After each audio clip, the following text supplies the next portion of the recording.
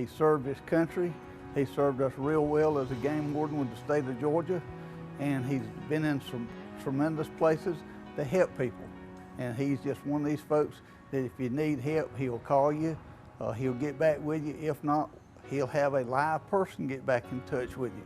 And this is what it's all about, caring, sharing, and loving. He cares about his county, he cares about his country, he cares about God, cares about his family, and he wants to share his opportunity to be sheriff. And he loves what he's doing. He loved being in law enforcement, and that's exactly the kind of person we need for sheriff in Lawrence County.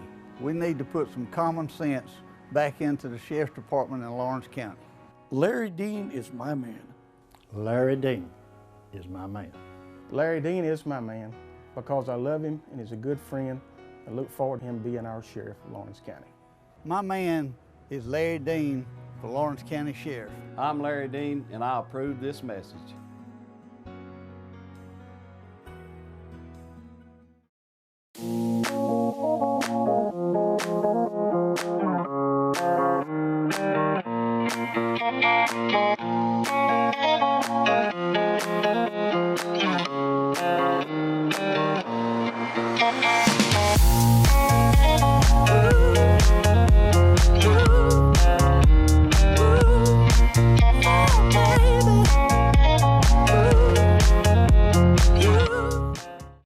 Thank you for coming and being with me today in my little living room. And we have a special guest, Cindy Schafer, and she is going to talk with us about quilting, how she got into it, how incredibly hard it is to quit once you start.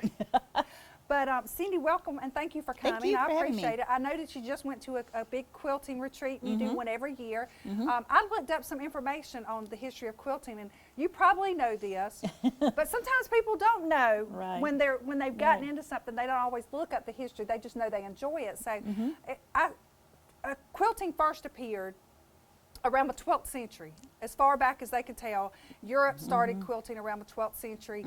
The U.S., it came in the late 18th century, early 19th century. And the weird thing about it was most of what we think about quilting nowadays is like my grandmother quilt, and I have a quilt that she made, and it has some of her apron parts and some of my granddaddy's Right, t-shirts, right. and he always wore the long flannel shirts and stuff. And we think of you do patchwork quilting. I mean, not that you don't buy the material, but it's usually A lot of times. but especially in what we did, it was all pieces of clothing, article, or stuff that was left around the house that they pieced together, Very which actually often. means a lot to you. So, but in the late 18th century, early 19th century, when it came to the U.S., women used weaving and things like that to make clothing, and unless you have money, unless you were a wealthy person, You you did didn't not really have- do quilting, because No. quilting was actually done just by a few people with higher wealth that showed off their fine stitching and sewing abilities. Right, right.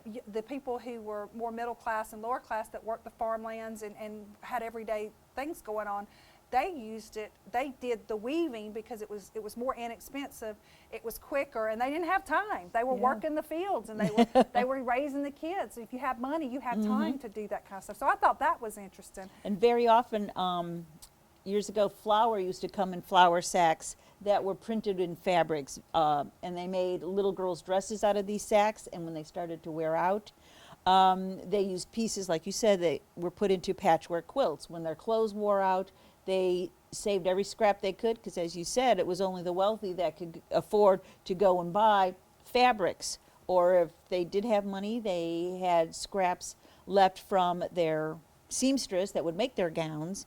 And like you said, they were used in their fancy quilts, so to speak. You know, the ladies would sit around and have quilting bees, and they would just all work on a quilt together. And gossip. Yes.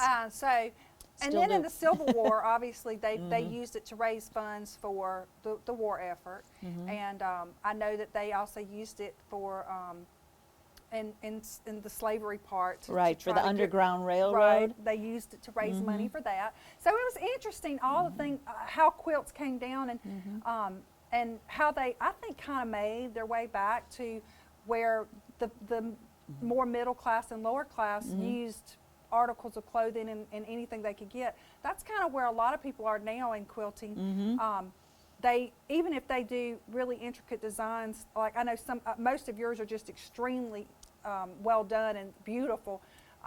They still do stuff that has a meaning to them, and it's not just about show. It's about what. One of the big things now, especially for teenagers and college students, are T-shirt quilts, where you take your child's old T-shirts or your sports jerseys and you cut the pieces up and you do a patchwork quilt design in a big, using the T-shirts. And as a matter of fact, the quilting retreat that you talked about that I just went on, one of the ladies that was sitting at a table just a little bit down from me was working on a patchwork quilt of all of her sons' sports jerseys, and he was getting ready to go off to college. He's a senior in high school right now, and so he's going to college with all of his well-loved T-shirts in Well, a you know, quilt. that's when my daughter went to graduate high school, the quilt that my grandmother made for me, it was a king-size quilt, which was really unusual back then. Yeah. But you know, even on a regular bed, they wanted them to hang so that you had lots of warmth. The one that she made for me, it had parts of it, because the top part was hand stitched, and then they actually used the machine to do The quilting? part. So some of it had come loose, and some of the pieces were ripped, and I had taken and putting it up years ago to keep it from getting worse. Well, I found a lady here in Dublin that quilted this, that repaired it for me, and I took some of Jordan's baby clothes and added those, the ones that she, tended to enjoy the most, and then I put a gown that she always wanted to feel of when she was going to sleep that I used to wear, and one of Derek's shirts, and added that into the quilt. And now there's a couple of pieces that have come loose, still some of the older stuff. So I actually want to add her husband's stuff into it this time. So when I go to repair that, I'll get some of his family's stuff to go in there. So it'll kind of be both theirs. But that's been her favorite thing. When she moved to New York, she said it's so warm. Yeah. And they that's used it like crazy. So One of the nice things about quilts, the batting that you put in between, it's fairly lightweight. It's usually not what sometimes you think of quilts with the big down thicknesses. Then those are more comforters. The quilts are thinner, but they retain a lot of warmth. So you can have something on you that's going to keep you warm, but you don't feel like you've got a ton of bricks sitting on top of you while you're trying to sleep. Right. Well, that's unusual because my grandmother had, they didn't have central units, so we had like 12 quilts on a bed. Yes. And whatever you got in position you were in when you went to bed that night, you better stay in that position because you're not rolling over. But, Not with that but many you know, on those you. are great. I don't, kids are, kids today won't know that feeling. Yeah, yeah. Because of central units. Yeah. So, first of all, I know the story of how you got started, but I want you to tell everyone how you got started, why you went on this journey of quilting, and how much you love it. Yeah. My start in quilting actually has somewhat of a Dublin connection. I have a cousin that's about my age, and we were very close growing up. And one of the things we always shared was watching The Wizard of Oz together. When the tornado came, I ran behind the big overstuffed chair. And when the monkeys came, she ran behind the chair. So to this day, when Wizard of Oz comes on, one of us will call each other and say, okay, it's on. And we'll watch, 1,000 miles apart because she lives up in northern Illinois. And so she'll call and say, Wizard of Oz is on. And so a lot of times we'll watch it at the same time if it works out with our schedule. But anyway, she started quilting about 12 years ago. And I so admired her work and everything like that. But I never wanted to say anything like, can you make me a quilt? Because she knew I sewed, growing up also. I was probably more of the seamstress than Lynn ever was. But anyway, surprise, surprise, back in 2008, I went up to see my cousin and also to drop our oldest daughter off at college up there. And she surprised me with a Wizard of Oz quilt. And I love this quilt. I'm a Wizard of Oz fan too. We watched it growing up. And, oh yeah, it's like doesn't everybody? Oh yeah. But what's interesting about the fabrics in this, they were one of a kind edition. There were only so many yards of the fabric printed or made. Only certain quilting stores around the United States were given the fabric. And it's actually has scenes from the Wizard of Oh, I know. Oz. This is amazing in the This back. is the back, actually. And it has the professor, it has the Wicked Witch, it has Dorothy, of course, and it's got Toto in the basket and everything. And then And it then has, you have the witch here. we have the witch on the border, and the pattern design is called Yellow Brick Road. And this tiny border going all the way around the quilt is actually a yellow brick road. It is. That is it's absolutely beautiful. And then we have things like the ruby red slippers. This is supposed to represent the farm fields, the corn and everything. This is supposed to be Dorothy's dress.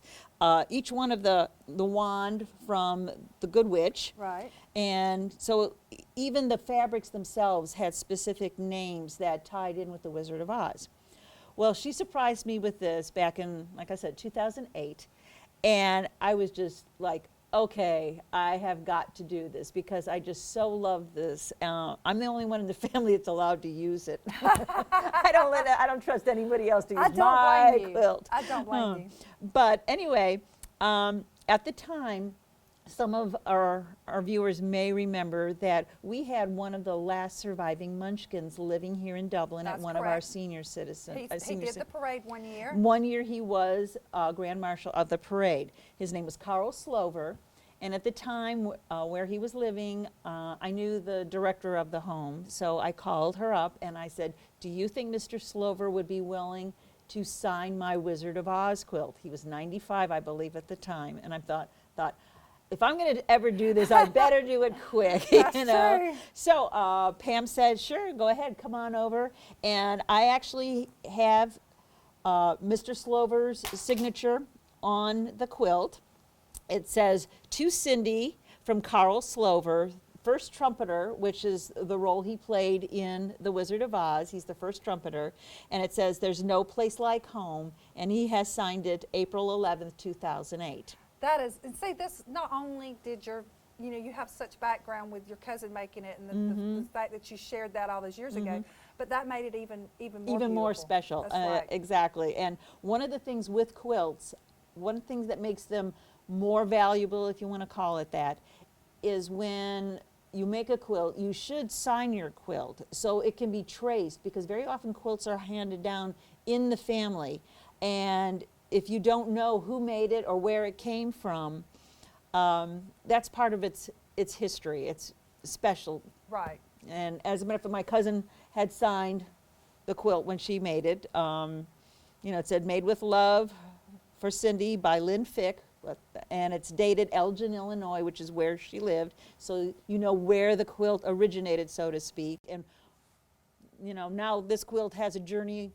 that continues down in Georgia. One of my girls may get the quilt someday, and it may end up who knows where. Exactly. And it's actually dated March 14th, 2008. So it's almost 8 years to the day that she finished this quilt for me. But this is what got me started. This is a beautiful piece of Oh, art, and I can yeah. understand why this would get you motivated to do something. Now that you said it, I think I'm going to have to go back and. Not You'll that be I'm going to take up quilting because I can't sew, but on my grandmother's, I might, do a little thing on there because George will have it, and it'll go. I mean, I only have Yeah. one, and it'll go down to her because each one of us kids had one, so it's Right, in every family. right. But I'll have to go back and Yeah, add it all on you mine need when to my do grandmother is made it. And exactly. All you need to do is get another piece of fabric, and they have special pens that you can use that will withstand being on fabric and Now everything. I can embroidery, so I can Yeah. embroidery So it on there. this is machine embroidery. Her machine did that, but I did one of my first ones. I did it by hand Yeah. because my machine at the time didn't do that. All right. So Well, we have our first quilt of what got Cindy started. We're gonna head for a break, and when we come back, you're gonna see some of the other things that she's actually been working on and things that she has finished. Thank you. Hello folks, I'm Dr. J.Y. Jones, now retired after almost 40 years of practicing ophthalmology here in Dublin and Lawrence County, and serving thousands and thousands of patients, doing thousands and thousands of operations. I'm happy retired, and I want to tell you that I've never endorsed a local candidate in any way other than my vote. But we have a situation with our sheriff's race now where I feel like I need to step forward. I need to come out with an endorsement of one of the candidates who has special qualifications, and that candidate is Marshall Floyd. I would ask you, if you have trusted me with your eyes in the past, that you would trust my judgment on this matter, and that you would consider the credentials. Look at who can do the best job for Lawrence County. Look at who can give us an outstanding sheriff's department and raise our level of professionalism to a degree that most counties will envy. And I think Marshall Floyd is the man to do that. My name is Marshall Floyd, and I approve this message. And we're back here with Cindy Schafer, and we're talking quilting, and it's very fascinating. We were just sitting here during the break and discussing about what all quilting was used in the past and how it's been used all the way up till today. Like she said, with the T-shirts showing what your past was, but in the Underground Railroad, it was used. Cindy enlightened me because I didn't know this, but that it was used to direct the runaway slaves, or the slaves that were trying to make it to Canada. One of the popular patterns during the Civil War was called the North Star. And women would make these quilts and put the North Star pattern someplace in the quilt, and then they would either put them outside on the bushes to dry or on their clotheslines, and depending upon where the North Star was located on the quilt, would direct a slave to north on to freedom. And the bounty hunters that would be after some of these slaves that were escaping would have no idea which direction the slaves were going, but the slaves knew because it directed them either to another safe house along the Underground Railroad or which way north was to get, up to Canada or wherever. And I was telling Cindy that I actually read a little bit about it, and it was talking about how not only that was a major thing for them, but they used the sale of quilts to help fund the people that were helping to help fund this so that they could have food and water and all for the slaves when they got where they were going. But they also used the more inexpensive quilts that people had made to keep in the areas where the slaves were going so that they could be warm and have some touch of home, because they couldn't travel with a lot of stuff. They were running. So they didn't have the ability to take warmth with them. So they had them waiting for them. And I thought that was interesting. So now, Cindy, once you got started, what did you do? Well, the first thing I tried, I was quite ambitious. My cousin did say, start small, which I did, but I picked something kind of intricate, but it still came out okay, I think. And it wasn't total quilting. It was a lot of embroidery stitching on it as part of the quilting process. But this is just a table runner or a dresser runner, and I have a daughter that very much loves horses, and she wanted me to make her something. That is beautiful. You can see the horse here. And the horse is running with the clouds and the mountains and everything. And probably one of my favorite parts of quilting is actual picking out of the fabrics to start the project. And she had a bedroom that was done in coppers and golds and blacks and silvers and everything. So I got the pattern, which just showed the horses and everything, and I picked out the fabrics and everything. These watery looking prints are what's known as batiks, and they run a little bit more per yard, but it gives the illusion of water or sky or something like that. Right. So I thought this was kind of an interesting combination of fabrics and everything, and I traced my pattern onto my fabric and I cut it out and I fused it on. They have made quilting so easy sometimes with embroidery and adding things to it with what's known as fusible interfacing or fusible web, which will adhere your fabric in place. Very, very light film of glue that when it's ironed, It activates it, so Right. your fabric stays in place while you're sewing and not moving around when you're trying to stitch it and everything. So And then the stitching obviously holds it permanently. that's right. And at the time, my sewing machine basically just did forwards, backwards, and a zigzag stitch, which for those people that do sew, it just kind of goes back and forth. That's all my machine did at the time. I've since graduated. Since I'm getting into quilting, my machine does everything but wash dishes just about now. Well, if it can wash dishes, send it my way. But so this was the first one I did, and like I said, it either sits on top of a dresser, it can be used as a wall hanging. And then the back, I just used some more of the batik fabric that's just kind of watery looking, and you can almost pick out the outline then of the horse again. Yeah, you can see it right here. It's wonderful. Yeah. And I noticed that you've got And it signed.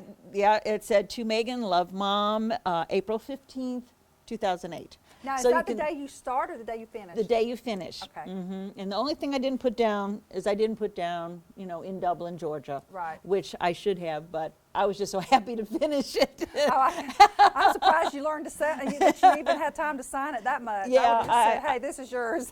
What my cousin does, and I'm sorry I never did this, is she has kept a book of every quilt that she did and when she finishes it. So if she doesn't get to her label, which is my problem, I don't get to my labels like I should, she can go back in her book Right. and Well, that's see, very- and then spend a day making labels and putting them on her quilts. That's very organized. I know, yeah, she is. So, and then the first big quilt I attempted, it was also the Yellow Brick Road pattern. The Yellow Brick Road pattern looks different every time you make it, and it is so easy. It's pretty good for just about any level of sewing. Right. And this was the one that I made shortly thereafter, and I did it in the colors that we. Yeah, I love the colors. And the fabrics came from a Christmas collection, but I realized as I was making it, it doesn't necessarily, I can have it out all year round. And Exactly, it's not, especially falls. Yes, And then you got the spring color. I mean, it's actually beautiful. I love the flowers. and what I like to do is, some people like to do a very plain background of fabric. Well, I'm just the opposite. I like to do something totally different. But it's really nice because you could use the back of your, I mean, you could I use yours could. either way. Yep. And these are doves of peace.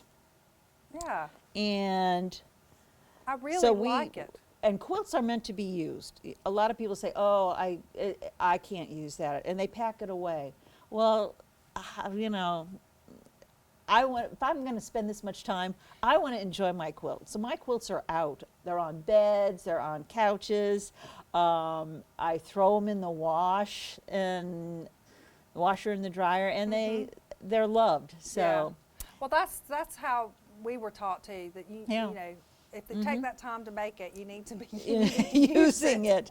And this quilt, this one I did embroider by hand, and it said made by Cynthia Schafer, Dublin, Georgia, October 30th, which is my birthday. I finished this quilt on my birthday. So this one is mine. This is Happy my birthday. present to myself. And this was also 2008. So I basically did a lot that year. I did. I was so gung-ho, had no kids in the house. They were, off at school and everything, and I had no grandchildren, and my husband was still traveling with his job, so I had a lot of time. So all I had, a lot of time, and all I had to do is remember to walk the dogs. And they let you know that. Yes, they did. I love the dove pattern on Yes. this too. It's just because this could be if you had a bedroom that you needed a lighter pattern, or even if you want to just flip it from fall to to time, spring. yeah. It's just amazing. It's beautiful. And I fell in love with the backing with the doves of peace. Yes, I think I think those are really, really pretty. That's Okay. awesome. We're going to take a break, and we'll be back in just a second.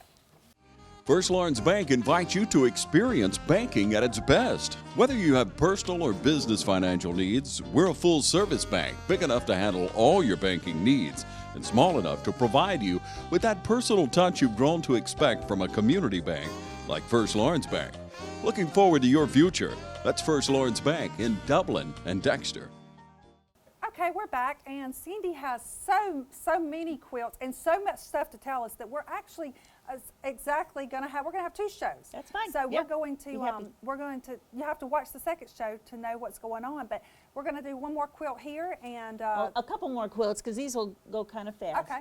I love sewing for other people too. I have quilts with all my girls and everything like that. 2 years ago, we got a grandbaby, and her colors were the lavenders and the greens. So this is the baby quilt that I made for Kate. and it's look at this. And here again, I like to do something totally different on the back. These are feathers, and I just The try feathers to are my kind of thing.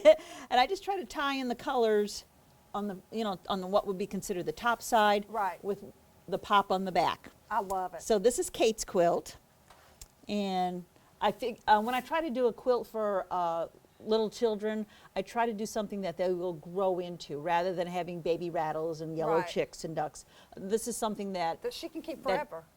Because that they can- as she gets older, it can be a perfect throw. yes, exactly. And then a lot of people think, oh, quilting's just for girls and kids. Well, this is very Love much, this one, too. I remember when you made this one, it's amazing. this is what's known as a ragtime quilt. And what you do is you get flannel fabric that frays very easily, and you make all these tiny little squares. The back side looks like this, but instead of putting the seams on the inside of the quilt, you put them on the outside. And then don't try this in your own washing machine at home because of all the fraying that happens. So you send it to your your local dry cleaners to wash, or you take it to a commercial washing, laundromat or something Right. like that, and you wash it 2 or 3 times so it frays up like this. And this is perfect for a guy with, you can do all sorts yeah. of things. This one actually has fishing lures in it. This and has a very log cabin appeal. very much so, and I really the like it. flannel. You can use the flannel shirts if you wanted to, Yeah. tie in a guy's favorite flannel shirt. But the I pattern, can so see my son-in-law. I mean, because Yeah. they love to curl up with quilts and stuff. I can Yeah. see him laying around with this and loving it. and this again, this is a very easy one to do. It's just basically putting little pieces together, layering them, quilting them, and then sewing them together. Whereas other quilts, you put it all together, which we'll explain later, Right. and then you layer it and quilt it. But this is one that you quilt beforehand. Awesome. Before putting it together. So that can be, for a guy, no problem taking that off to college or something. I may just take some of these home. And She'll come get them. yeah, I'll know where they're at.